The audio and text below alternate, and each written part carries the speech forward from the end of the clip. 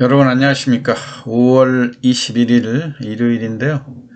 이제 5월달 증시도 막바지를 향해서 가고 있는데, 오늘은 포스코 그룹의 그 중저가주로 대표적인 포스코 엠텍과 포스코 DX가 지난번 주가 상승을, 강한 상승을 주도했다가 최근에 조정이 길어지는 그런 모습이죠. 특히 포스코 엠텍 같은 경우 좀 물론 바닥권 10,000원 미만에서부터 단계적인 상승을 거쳐 가지고 다소 이상 급등 현상이 빚어지기도 했죠. 15,000원대에서 20,000원대를 돌파한 다음에 그 이후에 거침없이 기존의 이 매집돼 있던 이런 물량들이 출회되지 않으면서 고공행진 거의 40,000원 근접까지 상승을 했다가 최근에 조정이 상당히 깊어지는 모습이죠. 더군다나 아주 고점 대비했을 때는 거의 50% 가까운 조정임에도 불구하고 대부분이 그 고점의 단기 급등하고 급락 과정을 거쳐서 고점 대비 40-50% 이상의 조정을 받은 종목들이 대부분 강하게 그 바닥권에서 장대 양봉으로 반등하는 경우들이 대부분인데, 그럼에도 불구하고 지금 포스코 엠텍 같은 경우도 조정이 길어지고 있는 모습이고요. 또 마찬가지로 포스코 DX 같은 경우도 연일 그 조정이 길어지는 이런 모습들을 보여주고 있는데, 과연 조정이 길어지는 이유는 무엇이고, 그리고 앞으로의 주가 전망, 그리고 반등이 나올 수 있는 포인트는 무엇인가, 요거에 대해서 한번 간략히 설명을 드려보면요. 아무래도 일단 그 포스코 DX도 마찬가지고 포스코 엠텍 같은 경우도 마찬가지고요. 이렇게 포스코 엠텍과 포스코 DX가 이렇게 급등할 수 있었던 배경은 누가 뭐라고 그래도 포스코 그룹의 그 상승, 포스코 홀딩스라든가 포스코 퓨처엠의 상승 효과로 인한 저가 인식이 작용이 됐었죠. 포스코 엠텍 같은 경우 철강 포장재라든가 또는 특수금속 합금 기술을 보유하고 있다 해가지고 이 포스코 그룹이 리튬 사업 또 2차전지 이런 분야의 핵심으로 부상이 되면서 향후에 포스코 그룹의 리튬 사업 그 부분에서 포스코 엠텍이 중요한 역할을 할 수 있을 것이라는 그런 기대감들이 많이 작용이 됐었죠. 역시 마찬가지로 포스코 DX도 포스코 전에 포스코 ICT인데 포스코 그룹 내에 그 IT라든가 통신 그리고 이거를 확장을 해서 디지털 분야의 로봇하고 이런 분야를 통합하는, 그다음에 지금 시장에 연초 들어와가지고 인공지능과 그 로봇 관련주들 대기업 그룹이 연일 그 로봇 쪽에 참여를 하면서 주가가 강한 그런 상승 흐름을 보였지 않습니까? 그러한 영향들이 많이 작용됐다고 생각이 되는데요. 그래도 고점 대비 아무리 급등했던 종목이라 하더라도 고점 대비 40% 정도의 조정이면 그 부분에서 강한 반등이 나오는 게 대부분이죠.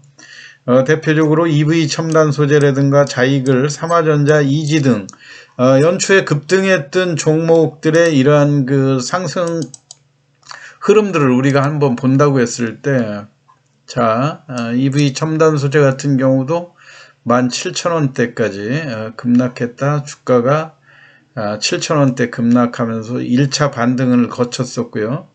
또 다시 또 6,000원대 여기까지 조정을 거치면서 최근엔 다시 또 강한 되돌림 현상을 보여주고 조금 조정에 진입한 이런 모습이죠. EV 첨단 소재도 마찬가지고 뭐 자이글이라고 하는 종목들 대부분 이렇게 반등이 길어질 때 조정이 길어질 때 조정 이후에 강한 반등이 한 번씩 이렇게 나와주는 이런 모습들을 많이 보여주고 있지 않습니까? 지난 또 주말 같은 경우에 삼화전기나 삼화전자 또 마찬가지로 이런 패턴들이 많이 전개가 됐었는데 의외로 포스코 그룹에서는 우리가 포스코 DX라든가 포스코 MTEC 상승 과정에 그런 열기들이 너무 일찍 식는 그런 모습들이었는데 아무래도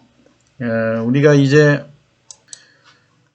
상승 과정에서 중요한 역할을 했던 포스코 홀딩스라든가 포스코 퓨처엠의 그 반등이 과연 언제 이루어질 것인가 이런 것들이 중요한 포인트라고 봐야 되겠죠. 그렇지만 지금 현재의 추세에서 볼 때 우리가 포스코 홀딩스하고 포스코 그룹의 그 2차전지의 핵심이라고 할 수 있는 포스코 퓨처엠이 상승했던 그런 배경도 과거에 철강 회사라고 하는 그런 이미지를 탈피해서 2차전지 특히 그 리튬 광산에 대한 채굴권도 완벽하게 확보를 했었고요. 그 다음에 양극재라든가 음극재 또 2차전지 재활용까지 완벽한 이 시스템이 갖춰진 포스코 그룹이 진정한 2차전지의 핵심으로 부상될 가능성이 있다 해가지고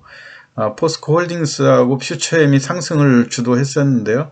최근 흐름을 보면 이제 포스코 퓨처엠 같은 경우 우선 포스코 홀딩스 같은 경우도 고점 43만 6천 원을 기록한 다음에 물론 지금 2차전지 관련주들이 전체적으로 에코프로 그룹이 조정세에 진입하는 이런 모습들이고요.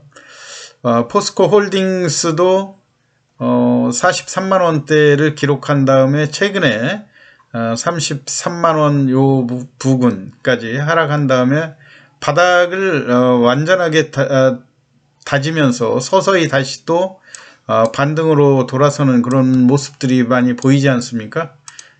역시 마찬가지로 포스코 퓨처엠 같은 경우도 주가가 42만 원대 상승했다가 35만 원대의 조정이 무산되면서 30만 원대의 강한 저지를 받고 있는 이런 모습이죠.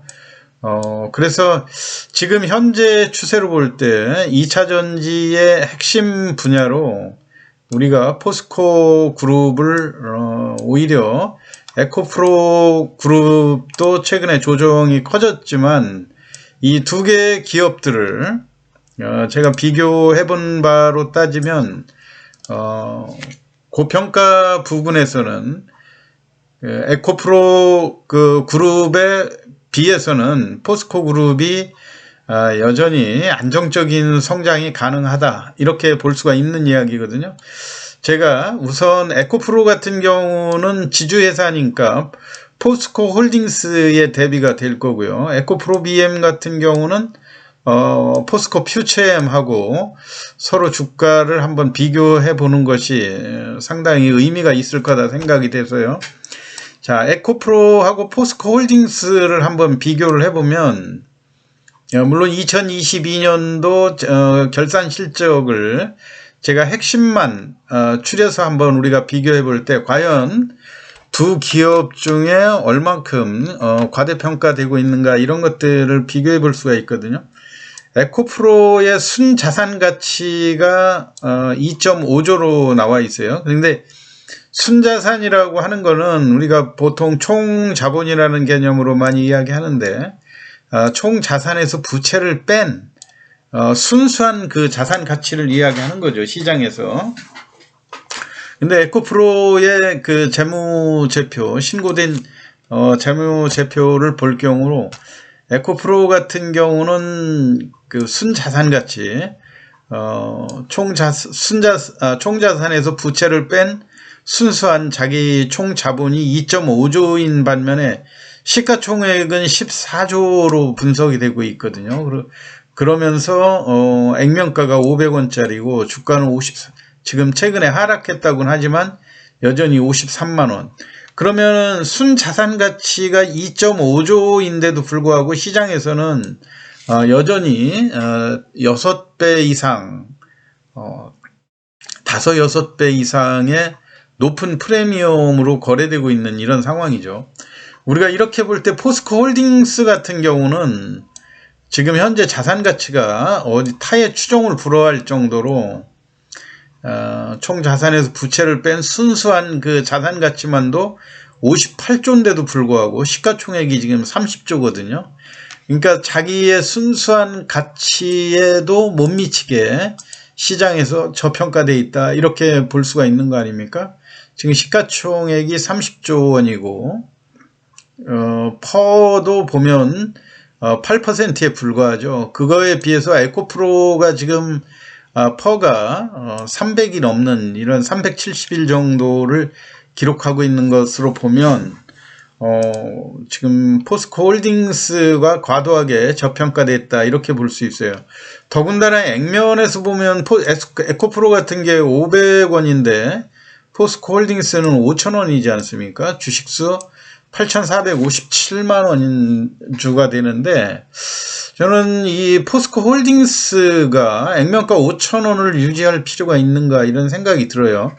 만약에 이거를 500원으로 액면 분할을 한다 했을 때도 주가는 지금 현재 36만원짜리가 36,000원이 된다는 이야기 아닙니까? 그런 면에서 볼 때 우리가 포스코 홀딩스의 주가 하락은 조만간 멈추고 상승으로 전환을 하게 되면 그 영향이 포스코 퓨처엠이라든가 포스코 DX의 상승으로 연결될 수도 있다, 이렇게 볼 수 있는 거고요. 또 하나, 포스코 홀딩스 이전에 또 포스코 에코프로 BM하고 포스코 퓨처엠하고 둘 다 2차전지에 직접 생산을 담당하는 기업이니까 요거에 대한 순자산과 시가총액 비율도 한번 비교해 볼 필요가 있죠. 에코프로 BM 같은 경우 부채를 제외한 순수한 순자산이 약 한 1.5조, 1조 4,800억 정도가 되는데 시가총액은 현재 22조에 육박을 하고 있죠. 이런 상황이고요. 포스코 퓨처엠은 순수한 순자본이 2.6조인데 시중에서 2024조 원 정도 평가를 되고 있다 그런다면은 역시 이 평가 부분에서도 2배 이상의 고평가가 에코프로 BM이 고평가됐다, 이렇게 볼 수가 있는 거고, 매출 비중에서 있어서 볼 때도 조금 에코프로 BM이 우세한 건 사실이에요. 매출 3.4조에 2,620억 정도의 영업이익이 났는데, 자, 이렇게 우리가 포스코 홀딩스라든가 포스코 퓨처엠을 지금 현재 시장의 핵심이라고 있는 에코프로 계열을 하고 비교를 해봤을 때 포스코 그룹은 결코 고평가라고 볼 수 없는 이런 것들을 우리가 재무제표에서도 찾아볼 수가 있죠. 그렇기 때문에 포스코 홀딩스와 포스코 퓨처엠이 조만간 현재 바닥권에서 충분히 반등을 모색하고 있는 이런 모습으로 볼 때 포스코 엠텍과 포스코 DX도 모 회사들의 주가 흐름에 따라서 충분히 반등으로 접근을 해볼 수가 있다.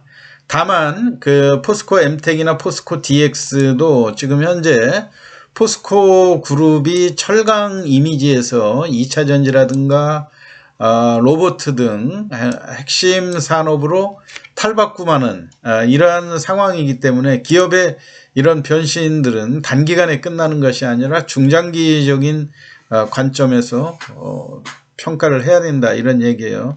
다만 우리가 지금 현재 염려가 되는 거는 과도한 공매도 물량 아닙니까? 특히 포스코 DX 같은 경우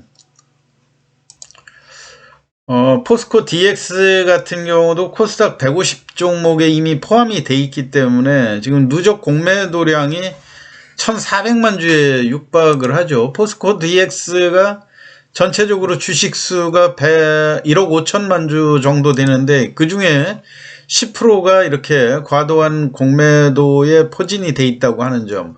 그런데 상대적으로 포스코 엠텍은 시가총액 비중에 있어서 8천억대에 머물러 있다 보니까 코스닥 그 150 종목에 편입이 안 됐었죠. 그렇기 때문에 지금 포스코 엠텍 같은 경우는 공매도에서는 그나마 조금 자유롭고 한 그런 상황이었는데 이번에 주가가 상승하면서 6월 9일 이후에 코스닥 150 종목으로 또 포스코 엠텍도 포함되게 돼 있다고 하는 것이 향후 물론 이제 코스닥 150 종목에 포함되면 이러한 신규 수요가 많이 일어날 수도 있지만 또 상대적으로는 공매도가 가능해질 수 있는 이런 부분들이기 때문에 요거에 대한 그 변수들이 작용할 거라고 생각이 됩니다. 그러니까 여러분들이 요 점을 잘 보시면서 포스코 엠텍이라든가 포스코 DX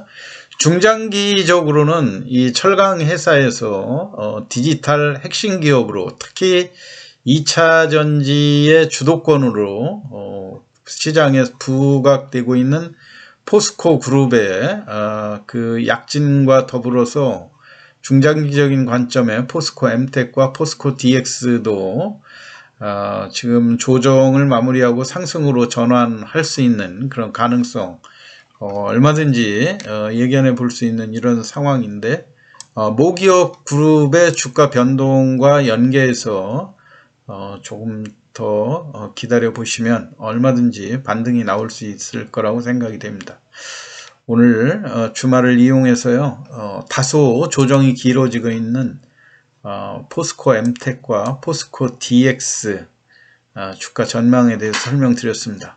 참고하시기 바라고요. 편안한 주말 보내시기 바랍니다. 감사합니다.